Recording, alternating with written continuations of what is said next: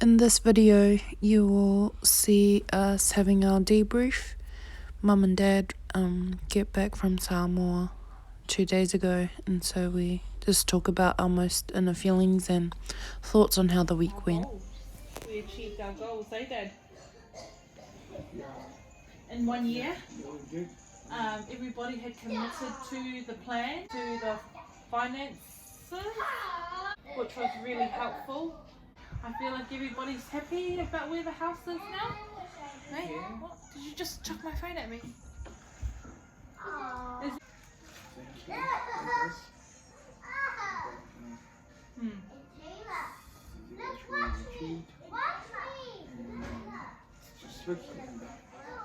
Just looking at the house, the picture of the house makes a big difference. You know, the color of the house, and just looking From the outside. The door, and the back door. Yeah. You know, it used to have long grass, long weeds at the back. But we tidied up all the things that were tucked outside. We tied it up. Dad burned them all, then started weeding. The front, the back, the sides. We tried to... To debrief what was accomplished overall. You guys have just come back about the project we've just completed and maybe what the next project might be. Yeah? Yep. So maybe do we... The achievements or the accomplishments that we made in perhaps the plan that we had for 1 year plan for us to complete and to do what we're supposed to be doing in order to make a step up from where the house was in the past 10 years or so. We so grateful first of all to you upon Narita for your initiative in trying to do this thing and to move forward from then on. We're so grateful for the effort that you put in, you and your husbands and your children.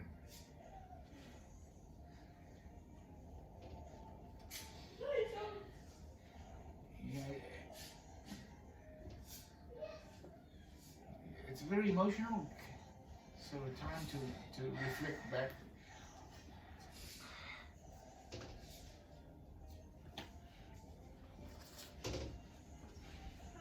Because it has been ups and downs.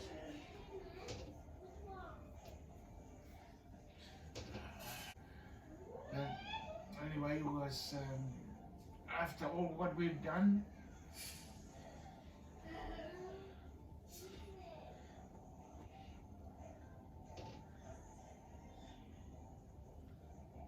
in the past few weeks, I think you have achieved, and we have achieved, we all have achieved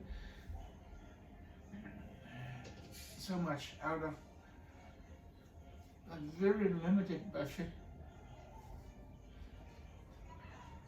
I don't think we have any actual figure, though 6,000 was the estimated amount that we wanted to work on and to make sure everything is done with it, but I think we came a little bit short of that amount.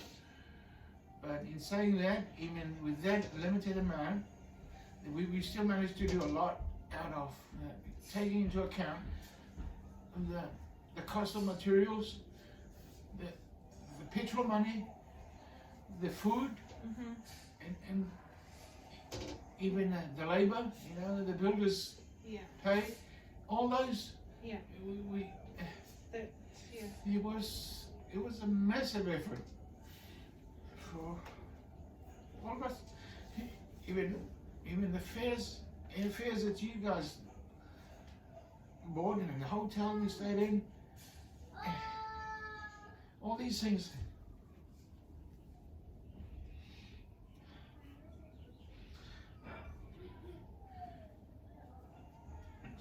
we're grateful. We're so very much appreciative of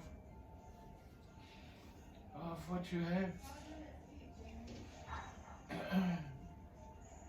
planned to do. You know, because before you guys came into the picture and trying to finish this thing off, I was going to let go of everything. You know, I was going to, you know, as I said,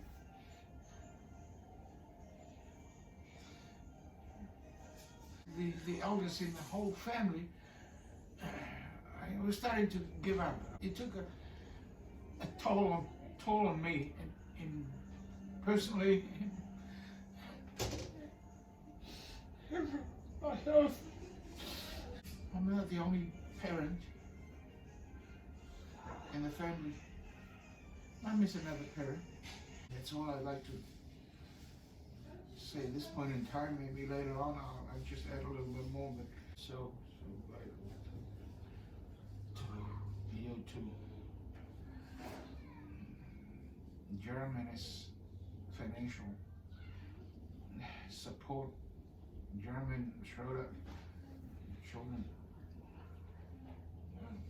woman, help us, in maybe not especially personally for house in Samoa, but she sent some money for us very much.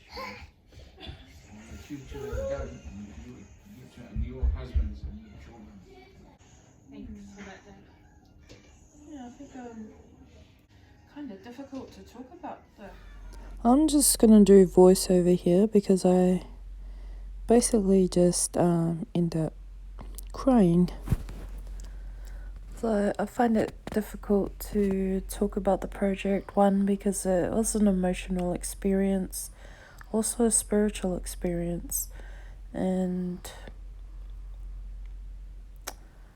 there were so many emotions that I felt during the week.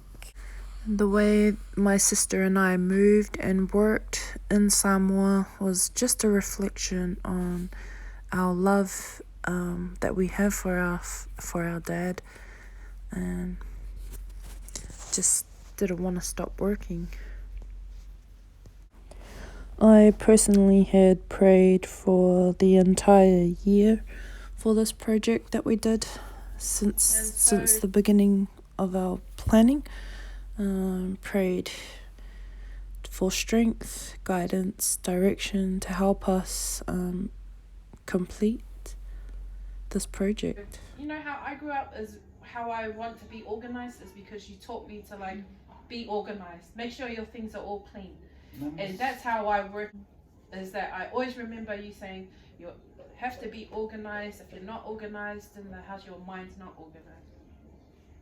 And so, you know, Mum, just even though you weren't physically able to do just paint the chair, and you gave it to Dad. You guys were only there for 1 week, Mum was there for 4 weeks. Still, and you gave that assignment to Dad to brush the chair, and that's when I needed Dad to help me chuck in the plants. And it wasn't easy digging those plants in there, but he was still painting that chair. And so, but it's your spirit, it's your organization, it's your approval for like, good, does this look good? So yeah, thank you, Mum. And I know Mum wasn't like, Mum, I just realised you're not from Samoa. Nah. Because I didn't know how you're gonna live. When I thought about how you're gonna live in Samoa, I didn't think you can. In the city she can. Oh, It's not one, she can't. yeah. To say, like, I acknowledge my dad's family. That's my debrief on. Go nowhere, what's your debrief? Yeah, well, I think that physically, mentally, this was a huge challenge for pulling through and actually getting the work done. So physically, I just had so much adrenaline pumping that I just wanted to that I didn't even feel the mosquito. That I had so much energy. I just wanted to keep working, And then I realised I've got the same feet as Mum. My feet were swollen. If I was going to stop working, then it was just to go to sleep at night. Wake up the next morning and I wanted to keep going. But I feel like for me, more than that, I feel like this was like a spiritual, emotional connection for us four. Gratitude and love for my family, my siblings, and both of you, Mum and Dad. Important our family is, and how important it is to keep our relationships as healthy as they can be, despite whatever challenges and differences of opinions we have. I forget too that you had a life before us, Dad, too, that you grew up with Uncle and them in Samoa.